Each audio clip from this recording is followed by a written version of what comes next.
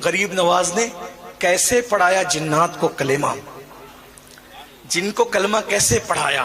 قربان کیا احسانات ہیں ہمارے بزرگوں کے، ہم اپنے بزرگوں کی اللہ اکبر وہ قدر نہیں کرتے جو ہمیں کرنا چاہیے۔ انہوں نے دین کی جو خدمت کی، اس کے لیے جو مشکلیں اٹھائیں، مصیبتیں اٹھائیں، اس پہ ہماری کوئی توجہ نہیں۔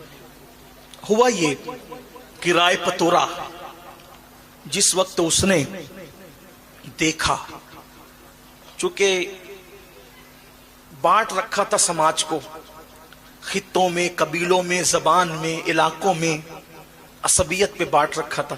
غریب نواز ایک کرنے آئے تھے، ایک کرنے۔ جب رائے پتورا نے دیکھا کہ سرکار غریب نواز رضی اللہ تبارک و تعالیٰ عنہ کے ہاتھ پر لوگ اسلام قبول کرتے جا رہے ہیں، لوگ جڑتے جا رہے ہیں، کیا ہوا؟ اس کو بڑا ٹینشن تھا، میرا تختہ نہ پلٹ جائے، میری حکومت نہ چلی جائے۔ اپنے آپ کو سمجھتا تھا بہت پاورفل، لیکن یہ بھی سمجھتا تھا اچھی طرح کہ یہ فقیر جو کر سکتا ہے وہ کچھ نہیں، کوئی نہیں کر سکتا۔ اس نے سوچا لوگ اس کی طرف جا رہے ہیں، بڑھ رہے ہیں، اس کو ختم کرو۔ جادو کروایا، مشہور بات ہے، جادو کروایا، پتھر کو 2 انگلیوں پہ روک دیا غریب نواز۔ آپ نے سنا ہے، بار بار سنا ہے۔ پانی بند کیا، غریب نواز نے کاسے میں سمیٹ لیا، کاسے میں سمیٹ لیا پورے انا ساگر کو۔ پھر کیا ہوا؟ پھر سانپ بھیجے، بچھو بھیجے، بہت کچھ کیا۔ آخری میں جب سب کر کے تھک گیا تو ایک جنات تھا، اجمیر معلیٰ کی سرزمین پہ انا ساگر کے کنارے کھڑے رہتا تھا، لوگ اس کی عبادت کرتے تھے۔ آخری حربہ اجمیر والوں کے لیے، مدد کے لیے وہی تھا کہ جنگوں میں ادھر ادھر جب بہت مشکل آتی تو کہتے سادی دیو کو تو مدد کر۔ کہا جاتا ہے کہ جب وہ چلتا تھا تو ایسے پیر رکھتا تھا کہ زمین میں دھمک ہوتی تھی، لوگ ڈرتے تھے اس سے۔ رائے پتورا نے کہا وہ فقیر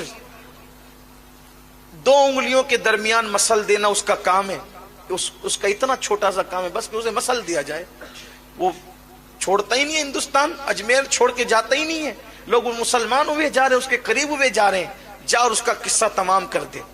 اس نے کہا یہ تو میرے لیے چھوٹی سی بات ہے۔ وہ ہنسا اور ہنس کر کے کہا مجھے لیے چھوٹی سی بات ہے۔ وہ جا کے غریب نواز کے سامنے کھڑا ہو گیا۔ ان دنوں غریب نواز کا قیام ایک درخت کے نیچے انا ساگر کے کنارے تھا۔ اس نے کہا اے فقیر، تو اجمیر اور ہندوستان چھوڑ اور چلا جا یہاں سے۔ پیچھے اجمیر کے لوگ کھڑے تھے۔ یہ اجمیر اس لیے کہہ رہا ہوں کہ میں تاریخ بیان کر رہا ہوں، ورنہ جب بھی ہم غریب نواز کی نسبت سے شہر کا نام لیتے ہیں تو اجمیر معلیٰ اور اجمیر شریف کہتے ہیں۔ یہی ہمیں تعلیم دی گئی ہے، ہمیں حکم بھی ہے، ادب ہی ہمارا مسلک ہے، ادب ہمارا مذہب ہے۔ تو اس نے کہا کہ آپ اجمیر چھوڑ دیں، کیونکہ اس کی بات نقل ہو رہی ہے، اس نے جو کہا وہی کہوں گا، ورنہ اگر وہ یہ کہوں گا اجمیر شریف تو کہا اس نے کب کہہ دیا تھا اجمیر شریف؟ یہ بھی تو مسائل ہیں، یہ بھی مسئلہ ہے نا۔ تو اس لیے اس نے کہا چھوڑ دیں آپ اجمیر، ہندوستان چھوڑ دیں آپ۔ غریب نواز نے فرمایا میں ایسے چھوڑنے کا نہیں، ہندوستان ایسے چھوڑ کے نہیں جاؤں گا کیونکہ خود نہیں آیا ہوں۔ ہندوستان، اگر ہندوستان چھڑوانے کا خواب ہے سادی دیو، او سادی دیو، اگر تو چاہتا ہے کہ ہندوستان سے ہمیں نکالے تو غریب نواز کا جواب ہے میں خود نہیں آیا، مجھے مدینے کی سرکار نے بھیجا ہے۔ ایسے نہیں جاؤں گا، نہیں جاؤں گا ایسے، بلکہ مر کے بھی نہیں جاؤں گا۔ ہاں، مر کے بھی کوئی نہیں لے جا سکتا ہمیں۔ کیوں؟ اس لیے کہ یہ ہندوستان کا سینہ ہمارے لیے قدرت نے مخصوص کر دیا۔ غریب نواز آج بھی اس کے سینے میں آرام کر رہے جس سے اجمیر معلیٰ کہا جاتا ہے۔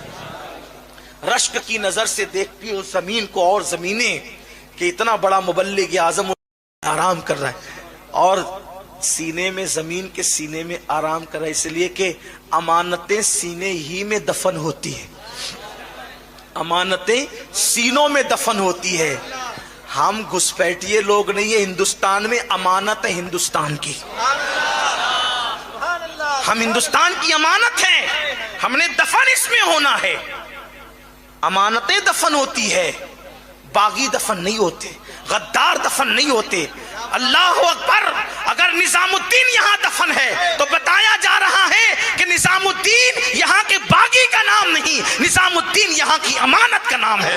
قطب الدین اگر یہاں دفن ہے تو قطب الدین یہاں کے باغی اور لٹیرے کا نام نہیں، قطب الدین بختیار کاکی ہندوستان کی امانت کا نام ہے۔ یہ امانتیں ہندوستان کی، اور انشاءاللہ قیامت کے دن اسی زمین سے یہ امانتیں اٹھے گی۔ یہ اس زمین کی بھی امانت ہے اور ہمارے مذہب کی بھی امانت ہے۔ یہ اولیاء اللہ کے آستانے۔ اللہ اکبر۔ تو سرکار سلطان الہند غریب نواز نے کہ میں ایسے نہیں جاؤں گا، تیرے کہنے سے نہیں، کہا پھر مرنے کے لیے تیار ہو جا، دھمکی دے رہا ہے، مار ڈالیں گے تمہیں۔ غریب نواز نے کہا ٹھیک ہے، ہمارا ایمان ہے مسلمانوں کا، اگر اللہ نے موت لکھی ہے تو تیرے مارے بغیر بھی ہم مریں گے، اگر موت لکھی ہے تو مر جائیں، اور نہیں اس نے موت لکھی ہے تو پوری دنیا کے لوگ جمع ہو جائیں مارنے کے لیے، ہمیں مار نہیں سکتے۔ زندگی اور موت کا فلسفہ یہی ہے، پوری دنیا کسی کو مارنے کے لیے جمع ہو جائے اور اللہ نے موت نہیں لکھی ہے، نہیں مار سکتے۔ تاریخ بھری پڑی ہے، تاریخ۔ نمرود مارنا چاہتا تھا ابراہیم علیہ السلام کو، پوری نمرودی پارٹی جمع تھی، آگ میں ڈال دیا، مار سکے؟ فرعون مارنا چاہتا تھا موسیٰ علیہ السلام کو، اللہ نے اس کے گھر میں پرورش کروائی۔ دیکھو تو صحیح، لیکن کوئی بنے تو صحیح مسلمان، کوئی آئے تو صحیح اسلام کی طرف، کوئی آئے تو صحیح قرآن کی طرف، کوئی آئے تو صحیح مذہب کی طرف، کوئی آئے تو صحیح مسلک کی طرف۔ اللہ اکبر۔ وہ یقین پختہ کرو، جس دن مسلمانوں اپنا یقین اللہ پر پختہ ہو گیا، اس دن مارنے والے پالنے پر مجبور ہوں گے، لیکن ہمیں اپنا یقین پختہ کرنا ہوگا۔ سرکار غریب نواز نے فرمایا تو نہیں مار سکتا مجھے، میرے اللہ نے اگر میری موت نہیں لکھی تو تو نہیں مار سکتا مجھے۔ اور پھر آپ نے اس پر ایک حملہ خود کیا، فرمایا کیوں نقصان اٹھاتا ہے، نقصان کیوں اٹھاتا ہے؟ تو بھی کلمہ پڑھ مسلمان ہو، فائدے میں رہے گا، تیری مراد پوری ہوگی، تیری تمنا پوری ہوگی۔ پیچھے لوگ کھڑے تھے، اب اگر جو لوگوں کا خدا بن کے کھڑا ہو اور کوئی اس کو کہے کہ تیری بھی مراد پوری ہوگی، جو لوگوں کی مرادیں جو ہے وہ باتیں کرتا ہے پوری کرنے کی، اگر اس کی مراد کی بات کی جائے تو اس کو شرمندگی نہیں ہوگی۔ اس نے کہا میری کیا مراد ہو سکتی ہے؟ فرمایا بتاؤں؟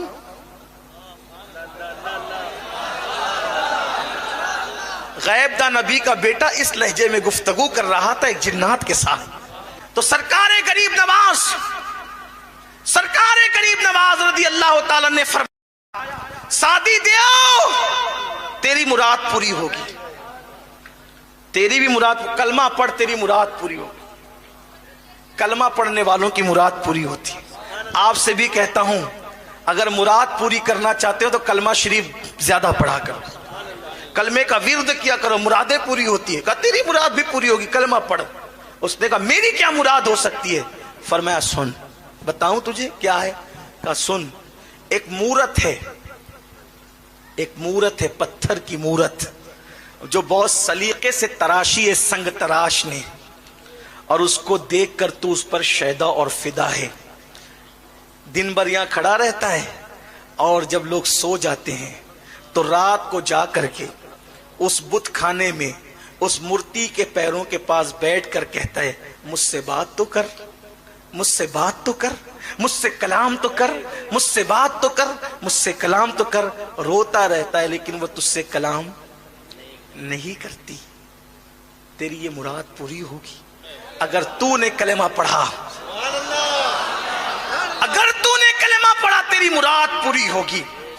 سیرت النبی کا یہ پہلو، جنات کو کلمہ پڑھانے والا میرے غریب نواز کی زندگی میں کس شان سے آیا ہے۔ اللہ اکبر۔ فرمایا کلمہ پڑھ، اس نے کلمہ پڑھا، کس لیے کہ محبت کیا نہ کروائے۔ اب تو وہ سارے بھکتوں کو چھوڑ کر یہ خود بھکت ہوا اور اس نے کہا کہ کلمہ پڑھا، کلمہ پڑھنے بعد کہا حضور اب اس سے ذرا بات کروا دیں، چلیں اور بات کروا دیں۔ فرمایا تو خود جا، روز جاتا تھا ہمارے بغیر جاتا تھا، آج سبحان اللہ، تاکہ پتا چلے محمد الرسول اللہ کے غلاموں کے کہنے کی شان کا عالم کیا ہے، سبحان اللہ، ان کی بولی کی شان کا عالم کیا ہے۔ جب غلاموں کا یہ عالم ہے تو سید الانبیاء کا عالم کیا ہوگا؟ جب ان کے گدا بھر دیتے ہیں شاہان زمانہ کی جھولی، محتاج کا جب یہ عالم ہے مختار کا عالم کیا ہوگا؟ کہ جا اور جا کر اس کا ہاتھ پکڑ کر کہنا چل تجھے معین الدین بلاتے ہیں، جا کر کہنا چل تجھے معین الدین بلاتے ہیں۔ ہاتھ پکڑ کر کہا چل تجھے معین الدین بلاتے ہیں، وہ حقیقت میں چلنا شروع کر دیتے ہیں۔ سبحان اللہ، سبحان اللہ۔ حضور غریب نواز اس کا نکاح اس کے ساتھ کہتے ہیں، وہ کہتا ہے حضور میں آج بہت خوش ہوں، شاد ہوں میں آج۔ فرمایا ہم نام بدلتے تیرا، تو ہمیشہ شاد رہے گا، تو شادی تھا اب تک، اب تو ہو گیا شادی، شادی کر کے تو شادی ہو گیا، تیرا نام اب تو شادی ہے، تو ہمیشہ شاد رہے گا، شاد رہے گا، یعنی تو آباد رہے گا، خوش رہے گا۔ اس طرح اس کو کلمہ پڑھایا، اس کو خوشیاں عطا کی۔ یہ غریب نواز ہے۔ آخری جملہ حضور علیہ السلام کی سیرت میں ہم دیکھتے ہیں، حضور کی سیرت میں دیکھتے ہیں کہ تمام انبیاء میں سب سے زیادہ جس کے ہاتھ پر لوگ مسلمان ہوئے ہیں وہ مصطفیٰ جان رحمت کی ذات ہے۔ تمام انبیاء میں سب سے زیادہ جس کے ہاتھ میں لوگ مسلمان ہوئے ہیں وہ مصطفیٰ جان رحمت کی ذات ہے۔ تمام اولیاء میں سب سے زیادہ جس کے ہاتھ پہ لوگوں نے کلمہ پڑھا ہے وہ میرے خواجہ ہندوستان کے راجہ سرکار غریب نواز کی ذات ہے۔ ان کے ہاتھ پر لاکھوں لوگوں نے اسلام قبول کیا، اور آج ہند کی سرزمین انہی کی برکتوں سے شاد و آباد نظر آ رہی ہے۔